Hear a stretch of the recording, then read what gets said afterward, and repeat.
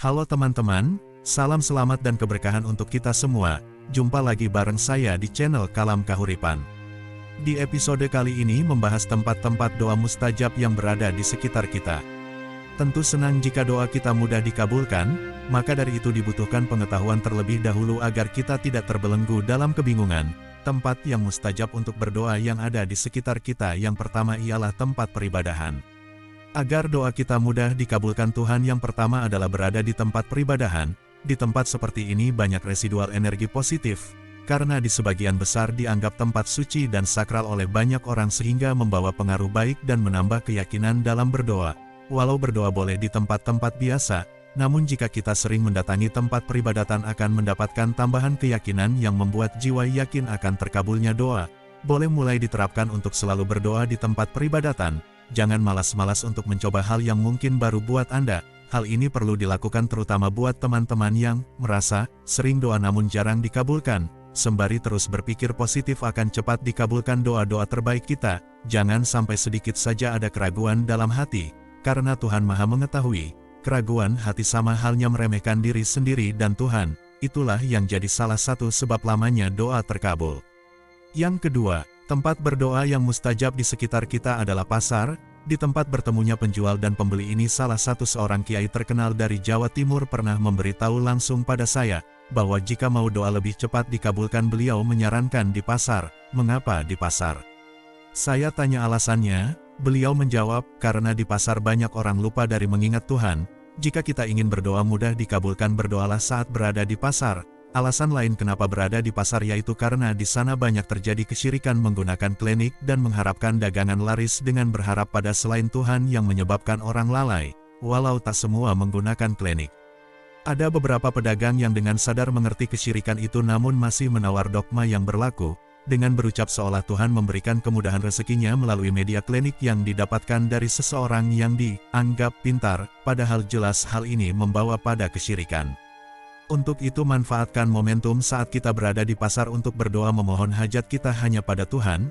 Bisa diterapkan saat Anda mengunjungi pasar ketika berbelanja atau hanya sekedar ngopi di sebuah warung sekitar pasar. Manfaatkan momen di pasar untuk berdoa.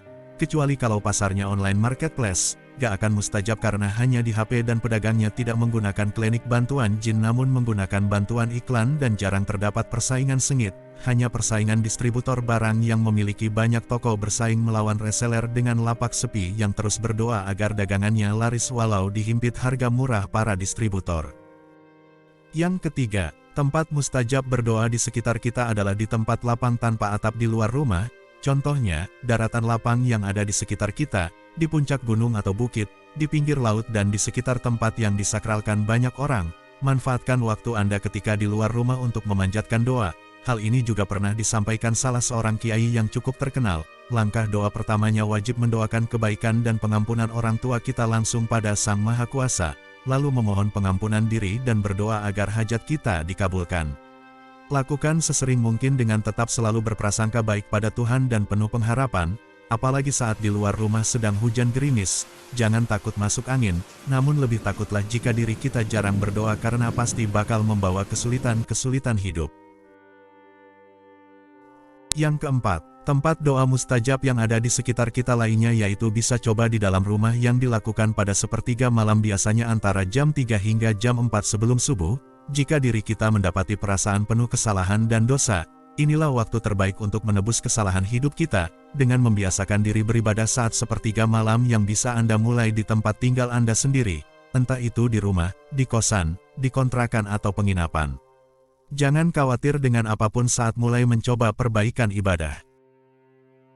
Yang kelima, tempat doa mustajab di sekitar kita yang kelima yaitu mendatangi tetangga, mendatangi kerabat, saudara atau sahabat yang sedang tertimpa kesulitan hidup dan butuh bantuan atau sekedar mendatangi untuk bersilaturahmi, memberikan dukungan moral dan membantu sebisanya dengan tulus ikhlas, lalu meminta untuk saling mendoakan kebaikan.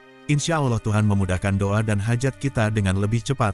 Membangun hubungan baik antar manusia, berbuat kebajikan, dan saling membantu pasti akan lebih dimudahkan dalam segala urusan. Inilah saatnya Anda memulai dan berbuat perubahan untuk memudahkan doa Anda cepat dikabulkan.